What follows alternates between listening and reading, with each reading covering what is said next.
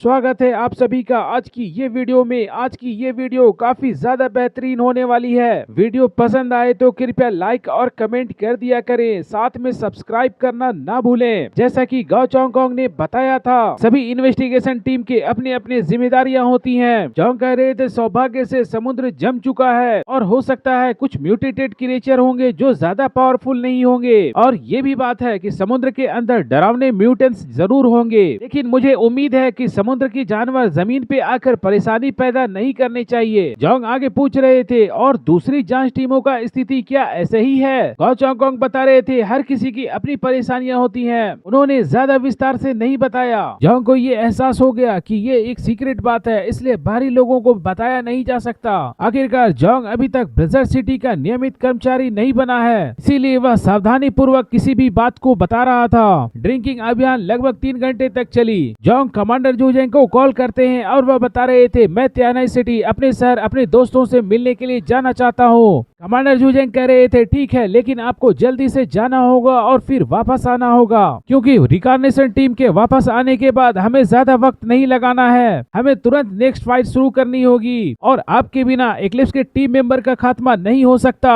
Commander ने बेली चांगिंग को metro station तक ले जाने के लिए कहा, और जोंग मेट्रो से तियानाई सिटी वापस चला गया। तभी कमांडर जूजेंग मिस्टर डैंग से कह रहे थे, जब आप यहाँ आ गए हैं तो हम अपनी योजना को शुरू करते हैं, तो फिर आपके पास कोई सवाल हो तो आप कह सकते हो। तभी डेंग युआनबो वह कह रहे थे, क्या आपने उम्मीदवार का फैसला कर लिया है? कमांडर जूजेंग कह रहे थे, जोंग एक अच्छा उम्मीदवार है, लेकिन मैंने उसकी राय पूछी थी, लेकिन वह कैप्टन की जिम्मेदारी को संभालने के लिए तैयार नहीं है, और इस ऑपरेशन के लिए उनकी एबिलिटी काफी महत्वपूर्ण है। हालांकि मैं उसकी फाइटिंग एबिलिटी से ज्यादा प्रभावित नहीं हुआ हूँ, जबकि उसके फ्यूचर प्रिडिक्शन को रोक देने की क्षमता की वजह से हुआ हूँ। उसकी यह एबिलिटी काफी अच्छी है। वैसे कैप्टन को किसी और से बदला जा सकता है। अकेले कमांड के मामले में बेली चांगिंग भी काफी अच्छे हो सकते हैं। तभी डेंग युआनबो कह रहे थे, तो क्या बेली चांगिंग की पावर की वजह से वे सभी ऑब्जेक्शन नहीं करेंगे? कमांडर जूजेंग कह रहे थे, बेली चांगिंग कम से कम डिप्टी कैप्टन के स्तर का फाइटर है। हालांकि 6 कैप्टन की तुलना में अंतर जरूर है, लेकिन उनसे ज्यादा नीचे नहीं है। अगर बेली चांगिंग को पद संभालने की अनुमति नहीं दी जा सकती, तो फिर क्या हमें गाओ चोंगकोंग को पूरी पावर का कमांड संभालने के लिए देनी होगी? डेंग युआनबो मुस्कुराते हुए कह रहे थे, मुझे तो पता है आप इतनी बड़ी पावर किसी एक व्यक्ति को नहीं दे सकते, लेकिन ब्लिज़र्ड सिटी में एक और मिशन फेलियर को बर्दाश्त नहीं किया जा सकता।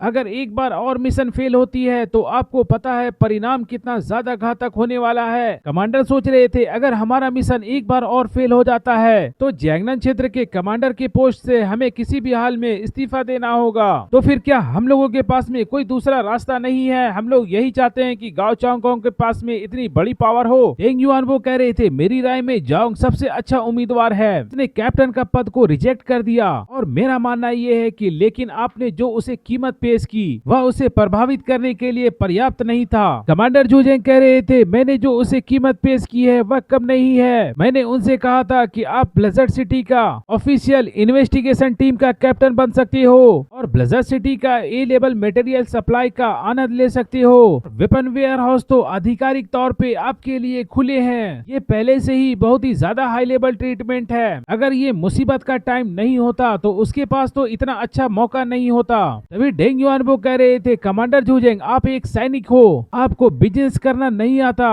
मुझे इस बारे में आपको कुछ बताना है। बिजनेस में आपसी प्रॉफिट पे जोर दिया जाता है। अगर आप चाहते हो कि सामने वाला आपकी बातों से एग्री करे, तो फिर आप उसे वह चीज दे सकते हैं जिसे उसकी जरूरत हो। कमांडर जूजेंग सोचने लगे कि जोंग को इस वक्त क्या चाहिए। मुझे कैसे पता चलेगा कि जोंग को क्या चाहिए? ऐसा लगता है कि जोंग को इस वक्त किसी चीज की कोई आवश्यकता नहीं है। डेंग युआनबो मुस्कुराते हुए कह रहे थे, अगर ये मामला आपके लिए संभालना मुश्किल है तो मेरे ऊपर क्यों नहीं छोड़ देते? कमांडर को तो अपनी कानों पे यकीन नहीं हुआ। डेंग युआनबो इस मामले में सपोर्ट करने के लिए तैयार कैसे हो गए? डेंग युआनबो कह रहे थे, अगर मैं सफल हो जाता हूँ तो फिर आपको मुझसे एक बात का वादा करना होगा। कमांडर सोच रहे थे, ये बूढ़ा आदमी असल में बिना कीमत का कोई अच्छा काम नहीं करेगा, और वह कह रहे थे, क्या बात है? डेंग युआनबो कह रहे थे, मैं अगले ऑपरेशन में जोंग को कमांड करने दूंगा ताकि एक्लिप्स टीम मेंबर का खात्मा हो सके, लेकिन इतना ही नहीं, मुझे उसे फेमस भी बनाना है। कमांडर सोच रहे थे, जोंग तो इसके फैमिली का कोई मेंबर नहीं है। ये तो कंफर्म है कि डेंग युआनबो ये काम अपनी भलाई के लिए नहीं कर रहा है। कमांडर जूजेंग तुरंत समझ चुके थे। वह कह रहे थे, क्या आप इस इसलिए चिंतित हो रहे हैं। इस ऑपरेशन के बाद गाओ चांगकोंग को कुछ ज्यादा ही पब्लिसिटी मिल जाएगी और इस तरह से आपके डेंग फैमिली में नेगेटिव असर पड़ेगा।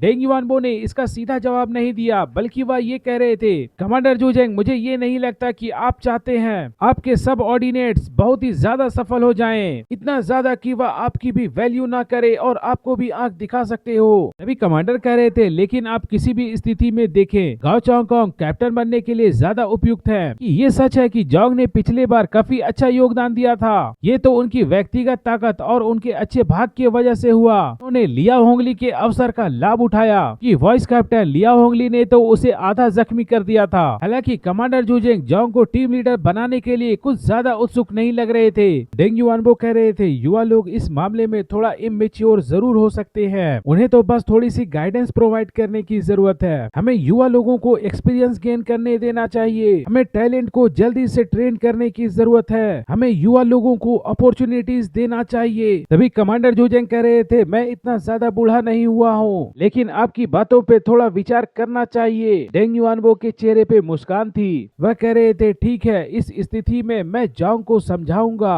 डेंग युआनबो वहाँ से जाने के लिए खड़े हो चुके थे और जैसे ही वह जाने वाले थे, कमांडर जुजेंग कह रहे थे, क्या आपका आदमी सही है? डेंग युआनबो रुक गए और वह कह रहे थे, ये घटना उसके लिए काफी बड़ी थी, उसे काफी झटका लगा है, इसलिए फिलहाल उसे परेशान न करे। जुजेंग ने सिर हिलाया, ठीक है। और दूसरी तरफ जोंग गाओ चांगकोंग से मिलने के बाद टीचर लियान और हुआ को लेकर तियानाई सिटी चले गए थे। जोंग ने अपनी स्पेस स्टोरेज से अपनी कार को निकाली और जब वह अपनी विला में पहुंचे, उसे काफी आराम मिला, गर्माहट और घर वाली फीलिंग आई। जोंग ने किसी को नहीं बताया था कि वह वापस आने वाले हैं। जोंग को देखकर सारे लोग काफी ज्यादा खुश हुए। चुनली, जो कि इस वक्त खेल रहा था, उसे जब पता चला कि जोंग वापस आ चुके हैं, वह भागा भागा जोंग के पास आ गया। वह जोंग को देखा, वह जोंग के पैरों को पकड़कर वह जोर जोर से चिल्लाने लगा।